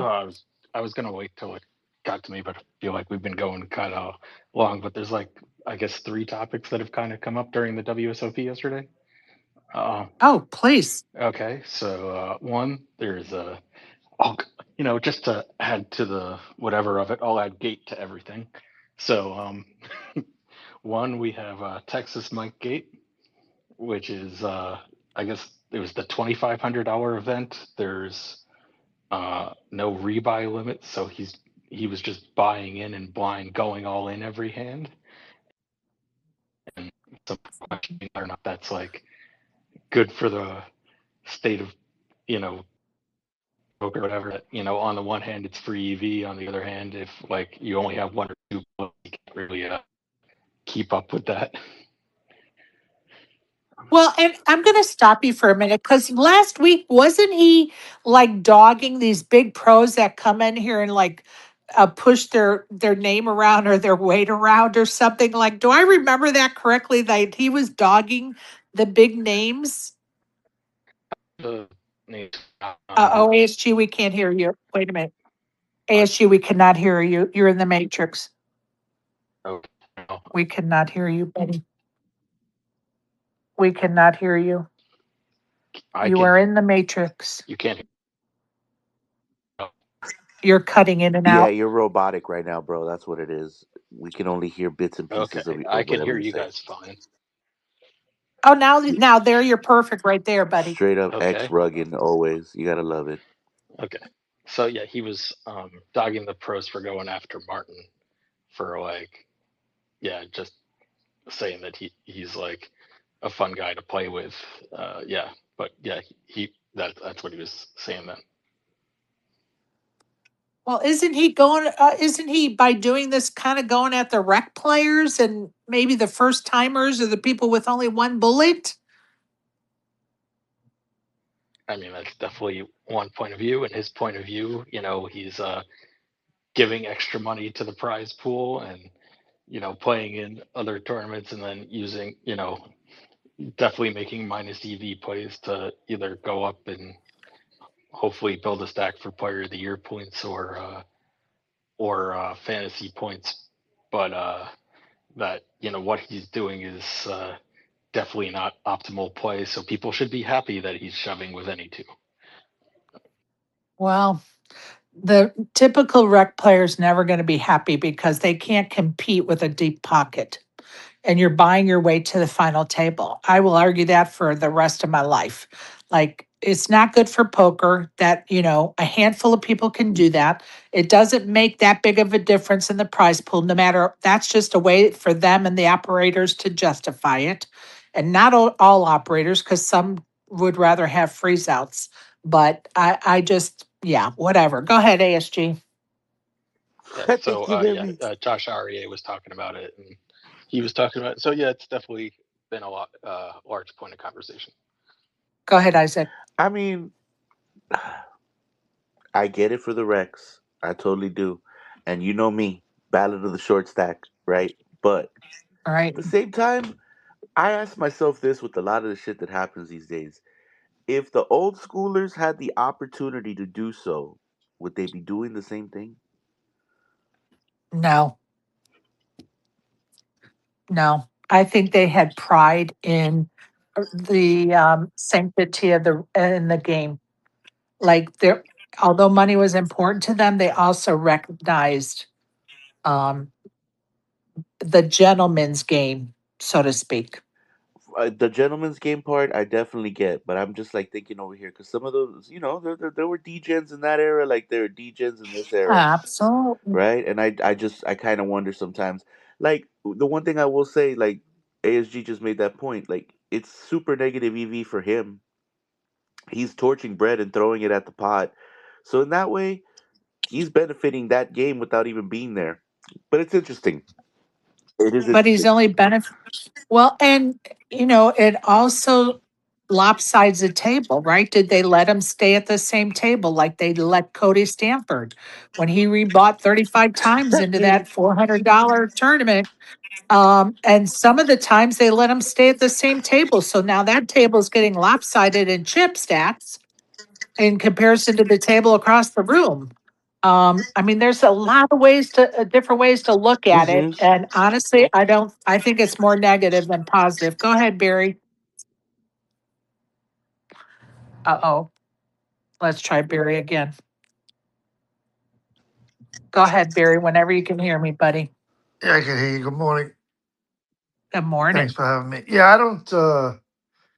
It's a double-edged sword. I agree and I disagree. Right. It's. I think it's more a psychological thing. I mean, you travel 4 hours to get to a place to play, and in 15 seconds you're out. As as opposed to playing till the last level and bubbling and not cashing. Anyway, what's the difference?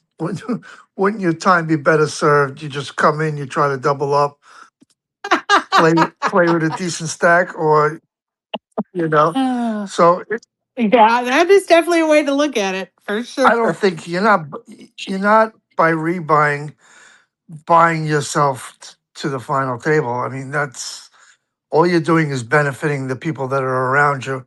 That you'll just keep doubling up. They're getting big stacks. You're still starting with a starting stack, and no matter where they put you, even if they put you back at the same table, you can only double up. Like you can't Right. more than that against your single buy-in that you're sitting down with. So once you double up twice or triple up, then you could probably do damage. But if you're just Right. re-entering a tournament and you're starting with the same 20K and you're going, even if you're going back to the same table that you rebought 5 times, now everyone else has 60, 70, 80K and you still have your 20K. You see how stupid it is to do that, people? Don't do it. No, Oh, and Go ahead, speaking of Isaac. the old school players, Oh, I go ahead. I don't remember which tournament it was, but I remember there was some tournament that Barry Greenstein said, "I need to come in seventh place to get even." There you go.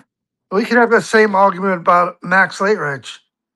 Like, did they let you register 5 people from the money in some Which tournaments? is which is also ridiculous and needs to be changed, in my I opinion. mean, it Like, is an advantage, and you ugh, see a lot of the pros do it. I mean, I could see yeah, strolling in fashionably late, or whatever it is. You want to miss the first 2 levels because the blinds are so small. they should really cap that late entry. It shouldn't be day two, shouldn't be 9 level, it shouldn't be till the dinner break. Crazy. Right. Right. I agree totally. Absolutely. I just don't ever think that, you know, I think there needs to be a limit to rebuys. What that number is, six, I don't know. Eight, I don't know. But I think there needs to be a limit to rebuys. Go ahead, Isaac. Did you guys see, and I don't know if ASG had this lined up to talk about, but did you guys see the tweet from Patrick Leonard? Yeah, that was one of my three. All right, dope. Then go All ahead, right, go No, ahead, ASG. no, no. tell us. Okay, we'll call this one Clockgate. So, clock gets called up on a player.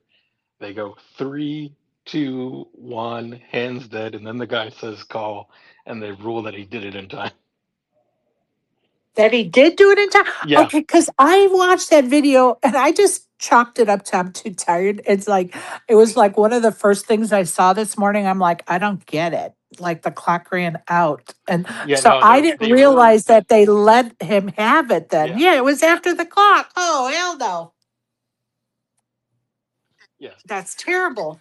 So Yo, basically, but like it Dior was pretty agreed with scandalous. Pads. It was just before. Wow. Yeah, I watched it and I was like, I don't see what the problem is. It was after the clock, but I didn't realize that they let the guy call after. Oh, yeah, not good. Not good. Go ahead, It Isaac. gets kind of worse too, though, because I read in the comments that they were like, "Oh, the TD should have been called." The TD was called, and he still sided with everybody but the dealer, I believe. So the floor person, the TD, and Uh, everybody was like, "Yeah, that's cool." Right? And then WPT dropped a comment in that thread as well, and they were highlighting some rule that I think says that you have so much time to make some kind of decision. I, But Well, yo, I think that the yeah, floor told the TD that it happened like same time, and the dealer and everybody else was like, "That's not what happened." And then the guy was actually videotaping it. So it's the guy who actually called, I think, who was videotaping it, and like said, "I have the tape if you want to, show it." And the floor was like, "No, I don't want to see it." well, and I don't know if he can look at the tape. I don't know what the rule would be about that. I don't even know if there is a rule that says he could or couldn't look at the tape, which is also a different conversation. Wow. Yeah, that's kind of a can of worms. I'm so glad you clarified that because I was like, what the hell's wrong? Like the clock ran out and the guy said the hand's dead. And I didn't understand, obviously. Go ahead, Isaac. now that right there would be interesting for the TDA summit. Like, does something you record personally, is that admissible in your argument? That's a good one. Yeah, I don't know if there's a rule about that or not. And, with more and more vloggers having permission to videotape, you know, there could be a very good argument to like, hey, if there's video of the thing, go ahead and let them watch it. But then the other side of that is not every table has that access. So is that unfair or not? I'm just thinking That out also, loud. yeah, that also goes with what we've been saying about chip counts. You say take a picture of your chick stout. Now people are saying take a video of your chip Right, stout at the clock. Well, are you allowed to use that as proof of that you are right. short chips? Yeah, I'm just erring on the side of do it and hope that it, helps your case rather than not have anything and you have nothing to help your case.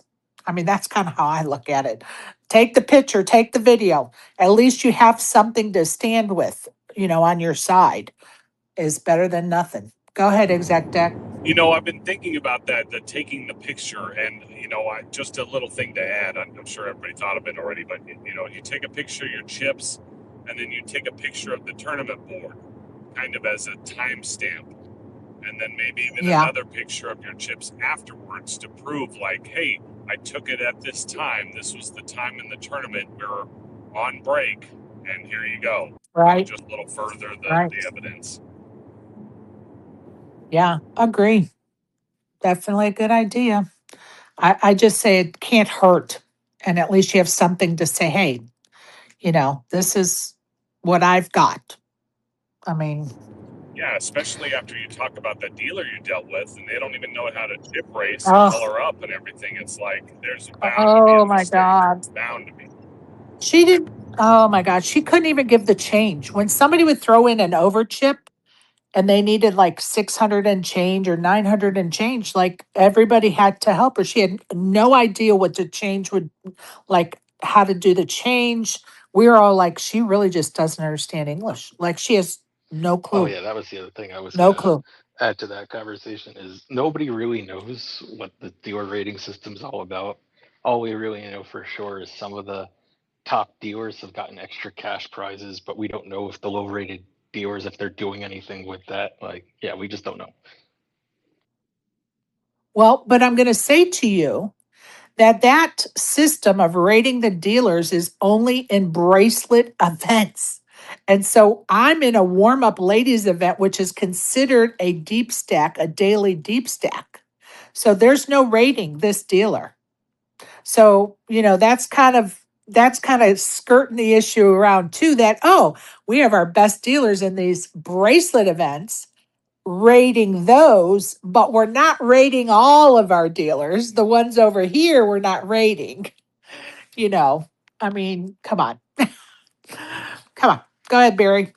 Yeah, I heard you say before questioning the attendance. Did you play that same ladies warm up last year? I played it last year and the year So you could before I played it and came in second the 2 you years can ago. go in your WSOP app and look at your tournament history, and it'll show you second out of 172. You'll be able to Oh, you'll be yes. able to see how Bravo. many people, because you will question whether attendance was down or Bravo. not. Let's look. Let's do that. Go ahead, you guys. Anybody else want to? You know what? I'm not going to look now because I don't want to kick us out of this space by doing something stupid. But thank you for that suggestion. I will definitely um, look at that and see if we can't get the numbers. But I want to say it was like 170 or 80 last year, but me and Kevin couldn't remember. And speaking of Kevin, don't forget to tip him if you see him, people. And I don't mean tip him over. I mean a cash tip. He does a lot of work on our behalf, provides us lots of information. He answers all our questions, whether they're good ones or bad ones. So tip him, you know, tip him whatever you can afford. Tip him whatever you can afford, for sure. Um, yeah. Yep. All right, I'm going to go around the horn because I've actually got to get ready so I can get down to the ladies' booth and get some signatures this afternoon for sure. So I'm going to go around the horn, see if anybody else has anything else they'd like to bring up. And then we're going to end the space, folks. And don't forget, tomorrow Jeff Platt is going to join us. I have already plenty of questions, but please feel free to submit some more. The hot topic is the Hall of Fame process. And so maybe we could get a better understanding of some of those things that even I am a little bit miffed about, not happy about, however you want to describe it. I don't, they're saying full transparency, but, then they're saying that the top eight are not there in place only through the voting process. So, how are they put there then? Who's putting them there? Who has the say to put them there? It's not full transparency. It doesn't say it in the rules that this group of people have the ability to say, this person got lots of votes, but we don't want them on the ballot. We want this person instead. Um, yeah, that doesn't fly too well with me right now. So hopefully we can get some questions answered. I have several folks that have submitted questions already. If you don't want to come on the panel yourself tomorrow and ask them, please submit them. You guys know I will ask them. And Jeff is very gracious when he joins us, and I know he'll be willing to answer any questions. And that's what we're here for. We want to inform ourselves, get informed, and maybe there's some things we just don't understand. We don't have all the information. So here we are. Go ahead, Barry. Yeah, I don't know. I was just looking at your attendance there. I see a couple of different ladies warm ups. Right. It's called the ladies warm up event. It's $150 buy-in. Uh, You played in 2025, you said? Yep. I don't think I cashed though in Oh 2025. yeah, no, I see. Came in second in 2024. Yes. They had one. No, that was 171 in Yeah. 2024. So and this year we had 218. So that's a nice increase in 2 years. And I really don't remember what it was last year. I want to say it was still around that 170, 180 number. But yeah, great increase from 2024 for sure. Love it. That's what we're here for, increase those numbers. And I'm going to tell you, this week we've heard a lot of ladies' names in these tournaments, making them deep. So love it. Kudos to them. Of course, it's Ladies' Week, so we're going to hear lots of names related to the ladies this week because we have lots of ladies' events going on this week. But still, kudos to Lexi Gavin, finished 7th place. 7 away from that bracelet. Kudos to her. Love it. All right, you guys, I'm going around the horn. First exec deck. Anything you'd like to bring up, buddy?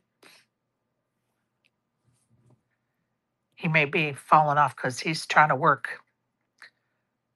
Bling, how about you, bud?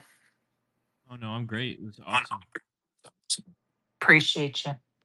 Appreciate you. Barry, anything else, buddy? Yeah, all good. Good stuff. Appreciate you. I see Crypto and Jeff and Kush are down there. Appreciate you guys as well as the listeners that have come and gone because they've got things going on in their lives, or you're listening to the recording in the future. Appreciate all of you. All right, Isaac, you got anything else you'd like to bring up? Just make sure that if you see Maria Ho, to profess my undying love for her. Same goes for Xuan Lu or yeah. We'll just leave it at that. Have you Good gotten stuff. any interesting signatures, or is today the first day that you're going to be at the booth? Today is the Oh first hell yeah! day Hey, I'm going to be hunting people I'm down. gonna root for you to get some astounding signatures today. Thanks. So good luck with that. Well, I'm going to tell you, I appreciate it. I sent some private messages today asking people to stop by the booth. So I think I sent out about 20, 30 private messages. So I'm hoping the word gets out. And so when people stop by, I'll be like, hey, when you go to your table, could you mention to people to come out here? And just try to get the Hell word yeah! out for sure. And then I think what I might do if it gets slow is just pick up the quilt and go over to some of those higher end, so to speak, tournaments and see if I can't get us some of the bracelet winners and ring winners signatures like Helmuth That's or fire. dare I say, Maurice Hawkins or you guys gonna come after me. But anyway, yeah, so that's kind of what I'm gonna Dope. do. Very dope. But it'll be Outside of that, I fun. don't think there's anything else. All right. Yeah, Appreciate you, buddy. appreciate you. Catch y'all tomorrow. Love it. ASG, how about you, buddy? Anything else you'd like to bring up, chat about? Yeah, check Chad Holloway's Twitter if you want to see a card protector that is not acceptable. Oh, okay. We can talk about that tomorrow too. Appreciate that. If you're out there playing poker today, good luck, folks. If not, do what Isaac did. Go twinkle those toes in the ocean. Touch the grass. You know what? Just go sit on the porch and absorb some sunshine or let the raindrops hit you on the head. In other words, get off social media, live your life, enjoy life. The little things in life, they matter. Enjoy the journey, folks. Sometimes we get caught up and forget that journey's important. Love you all and have a great day. And guess what? You get a chip, and you get a chip, and you get a